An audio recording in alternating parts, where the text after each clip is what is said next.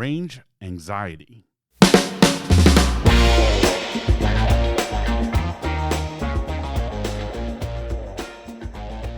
On this episode of Millstone River Live, a little departure, literally and figuratively. A little bit about owning and driving a Tesla electric car. Welcome to Millstone River Live, a podcast brought to you by Millstone River Wealth Management. Matt, one thing I enjoy about our relationship we have with our clients is that, not every question we get from them necessarily has to do with making smart decisions with their money. Sometimes it's just about a subject that, you or I have a personal interest in. So today I thought maybe we'd focus on, our little chat on one of the subject matters that you get asked about the most. Sounds good to me. Let's go. Do you know what I'm going to say? Well, I do, but that's only because you put notes in front of me 5 minutes ago. Good. I can confirm this because I've been part of the meetings. Matt gets a lot what it's like to own a Tesla. I think it's something new for most people, and it's a little unique, and people come at it from different angles. So they have questions. I'm sure if, we rewound the clock about 100 years and I was driving a Model T and someone saw me out in the street, they might ask questions about how the combustion works on a Model T, right? It's sort of similar.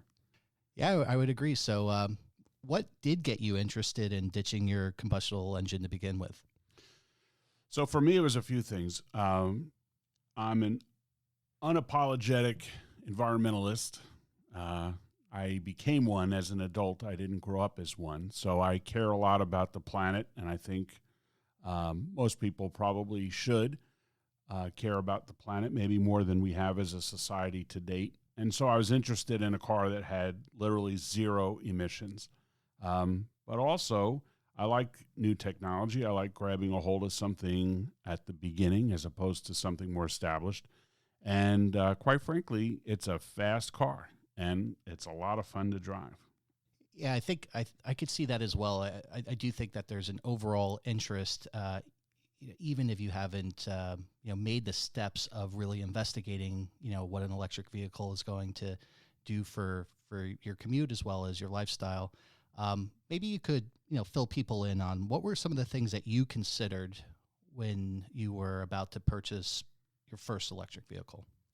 Sure. So, I think probably the one thing that at least gives people pause, if not prevents them from taking the leap from a gas car to an electric car, is something that we call range anxiety. So the idea is, how far can I get on a charge?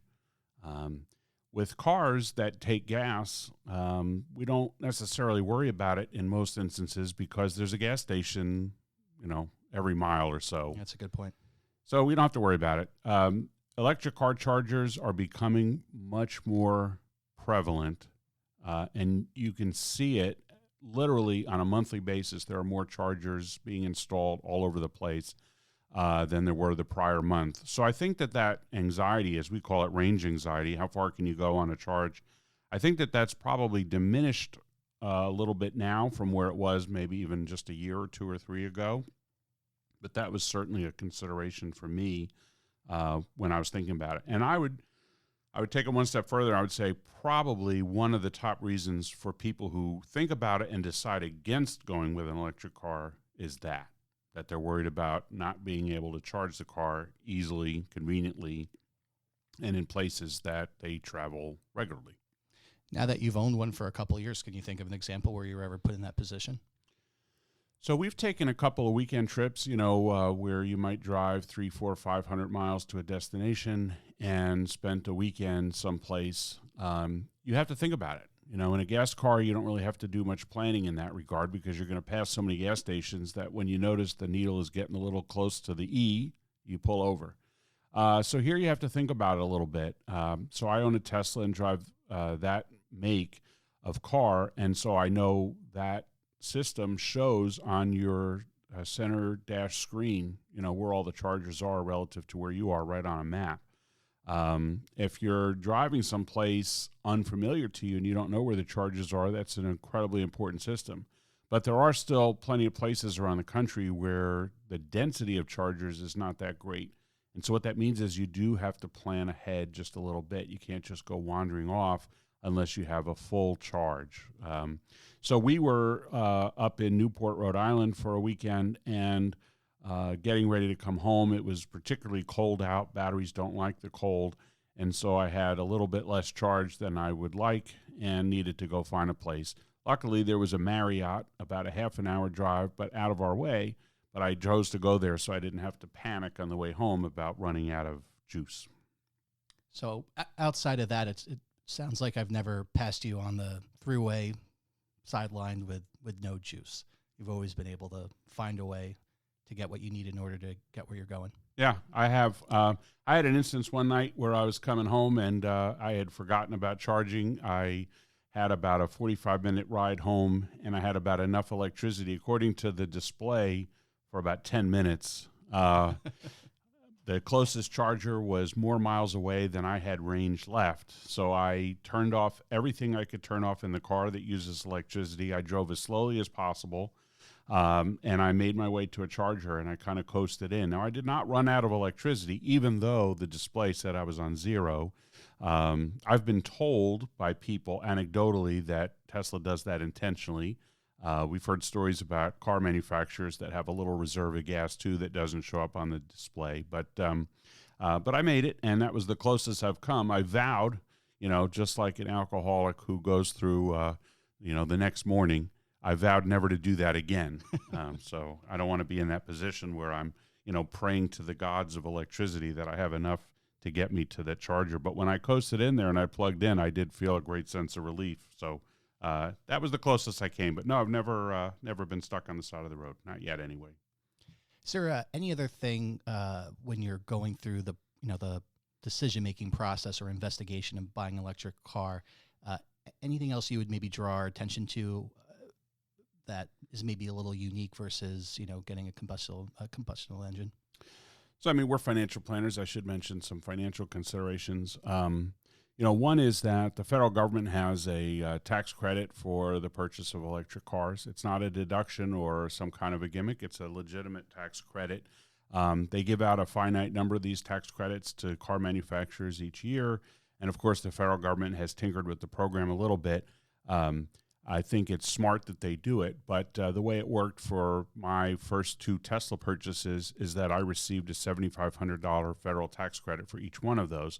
Now, some people would say, that that's not warranted. We're basically subsidizing people who can afford to buy cars, and I get that argument. But in reality, if we want to create incentive, there is no better way that the government can do that than with tax incentives. And so that tax credit is a good thing, I think, and I'm generally in support of it. If you look in some other countries around the world where they have high adoption rates of electric vehicles, the federal governments in those countries do provide tax incentives as well. So it's just one more thing that they can do. I'm a resident of New Jersey. Here in the state of New Jersey, if you buy an electric car, they waive the sales tax. So I didn't know that. Yeah, so that's a considerable expense for most people. When you go to a car dealer and you look to purchase or to lease a car, sales tax is a meaningful component. So if you get rid of that, it's obviously a savings. While we're talking about savings, there's a lesser cost to own an electric car. There's just less maintenance. There's less things that need to be maintained. And so the ongoing cost of owning that car is less. So, depending upon which car you buy, you could spend a lot of money or not a lot of money on the original purchase. But regardless of which one you bought, ongoing, the cost of owning that car is considerably less than just about any gas car that you'll find out there. So once you had made up your mind that you were going to move forward and get a Tesla, maybe just share a little bit about what the buying experience was like, because I've heard that Tesla's doesn't really have a dealership system the way a lot of other manufacturers have, which makes that process a little unique. Right. So Elon Musk decided when he wanted to get into the car business that he did not want a network of dealers around the country or around the world selling his cars. So the way most other car manufacturers operate is that there are essentially dealers or franchise operators that sell the cars and service the cars locally. And so What we have here is a corporate-owned system. There's far fewer. If you want to buy a Ford or a Toyota, there's dealerships all over the place. Almost every town has a dealership. Not true for Tesla. Here in the state of New Jersey, there are 3, almost 4 places that you could physically go look at a car and buy one. And that went from one location about 3 years ago. So, they've expanded that, but it's still a far cry from what just about every other car company offers. The reason for that is because they want total control over the experience. So they want to keep costs in check. They want to keep the experience to the customer in check. They don't want misinformation about the cars because these are unique. So in other words, they don't want salesmen who were selling a different brand of car last week to be selling Teslas this week and not really be fully versed on the product. So what ends up happening is it's not as easy. In exchange, though, they've created a pretty robust website. So you could buy the car entirely online and never interact with a human being face-to-face. I think a lot of other car companies have started doing that in light of the pandemic and conditions that make it difficult to go into a car dealership today. But Tesla's been doing it basically since day one. And so my second of 2 Teslas that I bought entirely online, never dealt with a salesperson. I knew what I wanted. I picked my options, my colors, and so I was able to do that and then schedule my delivery and everything else right through the website. And I would say it was a good experience. Admittedly, not for everybody. Some people like the old-fashioned thing of going in there. There is one other thing I'll mention, which is different when you go to a corporate run versus a dealer run sales operation, and that is the price is the price is the price, period.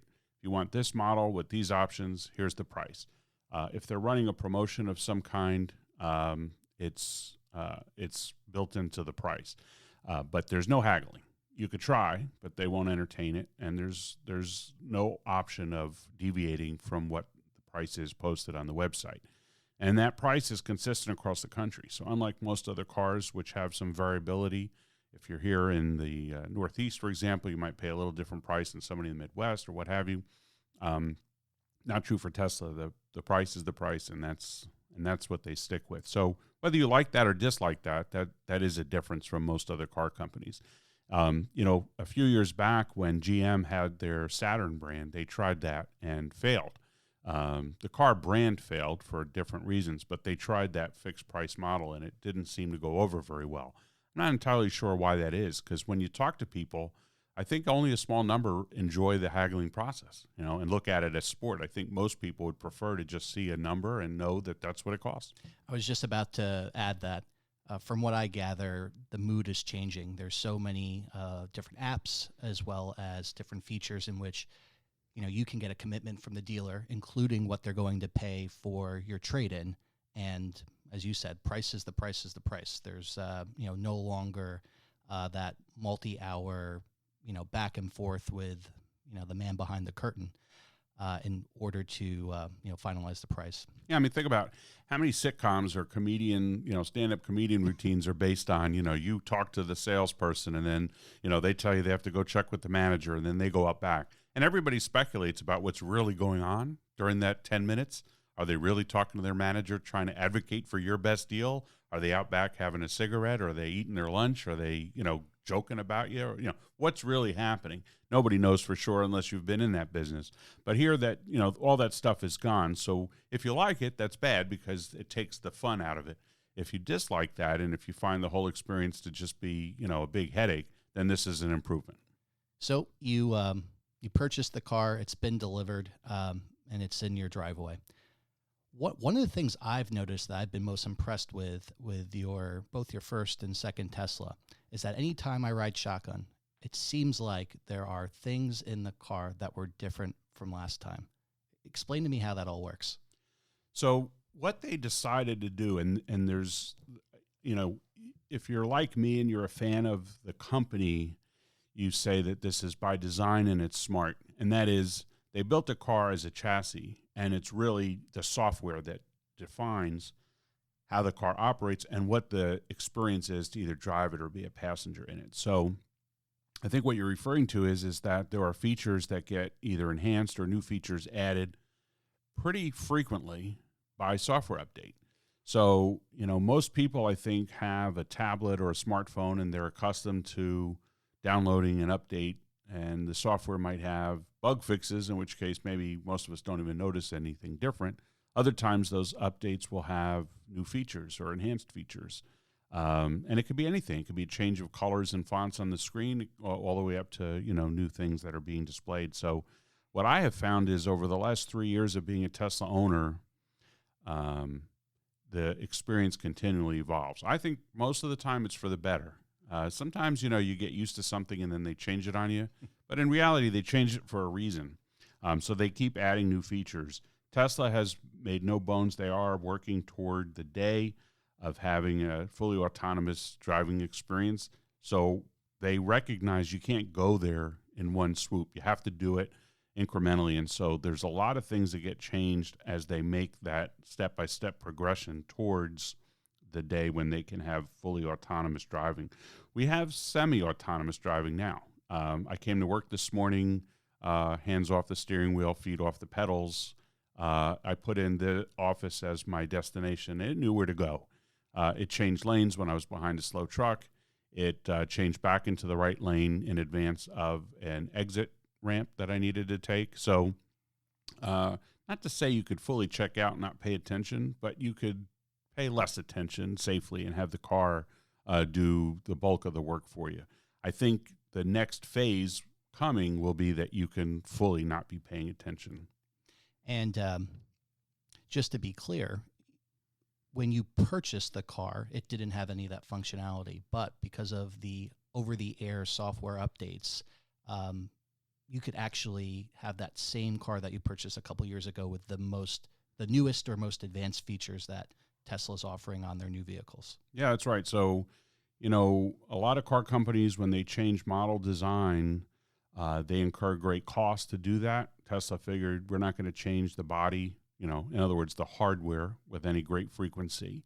I think if you look at the most efficiently run car companies, Toyota comes to mind. They've notoriously not made changes to body type or design features with any great frequency. Once in a while, they add a spoiler, they change the flare on the fender, they do little things like that occasionally, but they keep the design fairly consistent from one year to the next.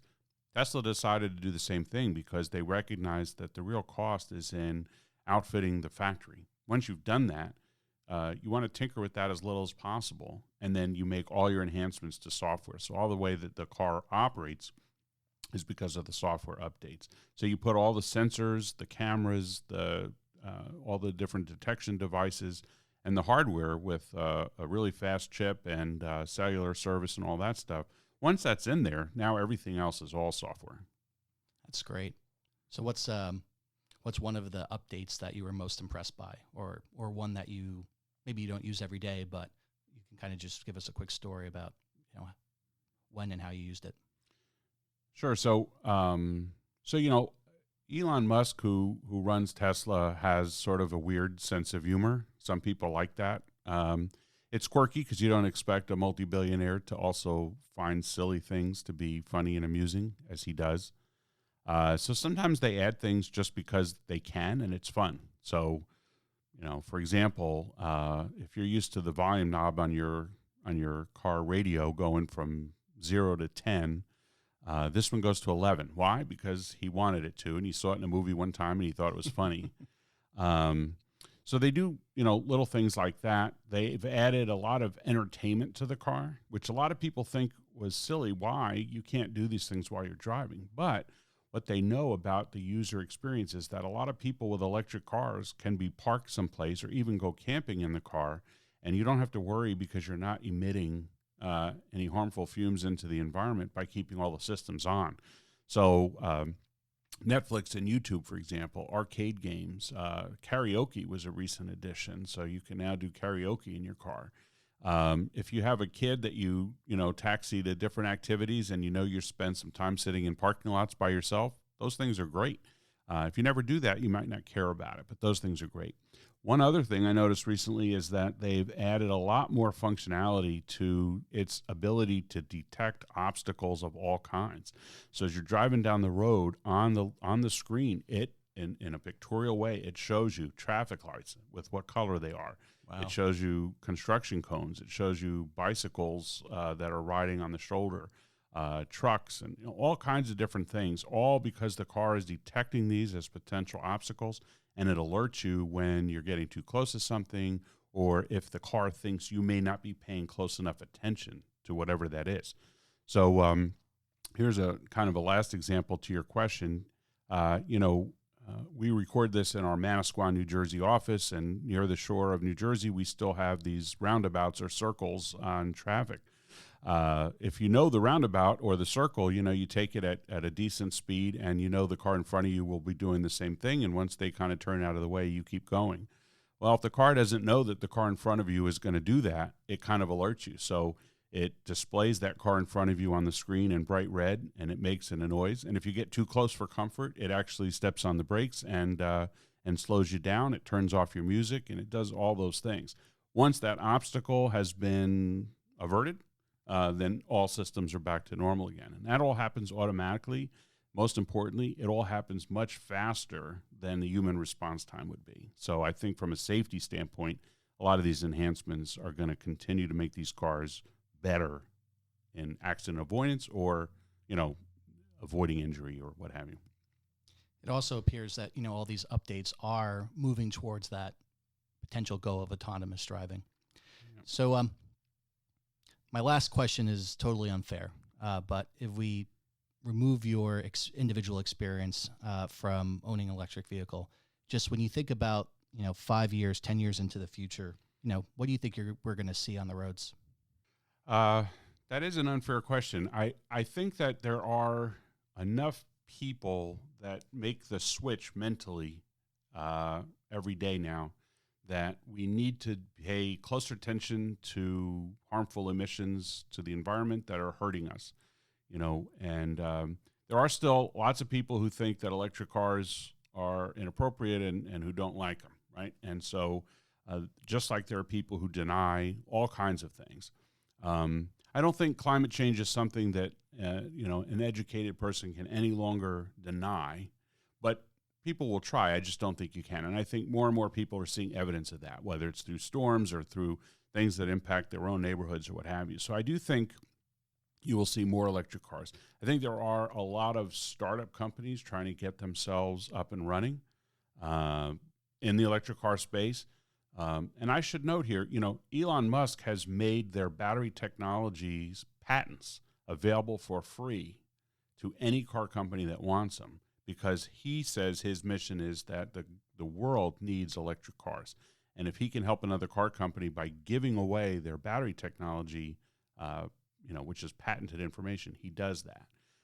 Not all companies take him up on that. They want to develop their own stuff and patent it and what have you.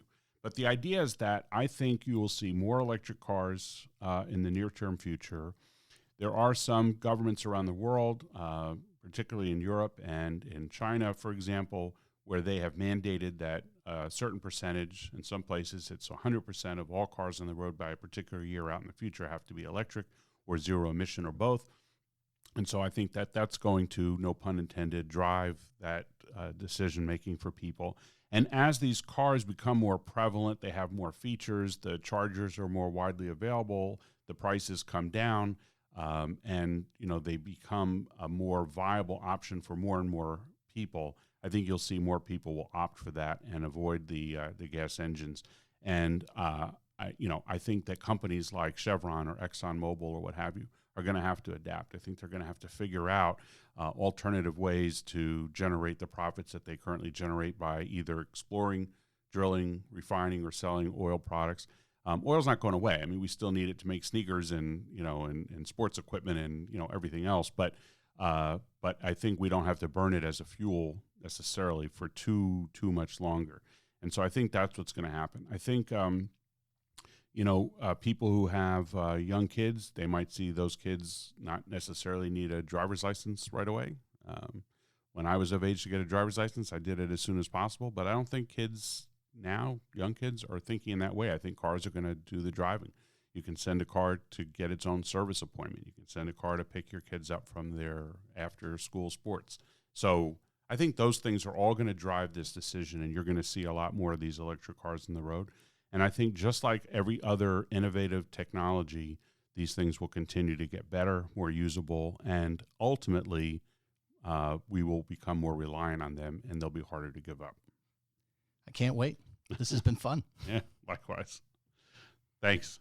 So we hope that you enjoyed this episode of Millstone River Live, and we encourage you to feel free to share it with someone that you think might also enjoy listening. Millstone River Wealth Management is an independent wealth management firm based in New Jersey. We form a supportive partnership with our clients and help with financial education and planning. You can send feedback and questions to podcast@millstone-river.com. More information about our firm can be found online at millstone-river.com. Finally, we thank you for joining us for this episode of Millstone River Live. At Millstone River Wealth Management, we support zero-emission cars and using electricity in place of fossil fuels as ways to improve our planet. While we discussed Tesla, we are in no way recommending the company as an investment or endorsing it as a brand of vehicle to purchase. Again, we thank you and hope you have a great day.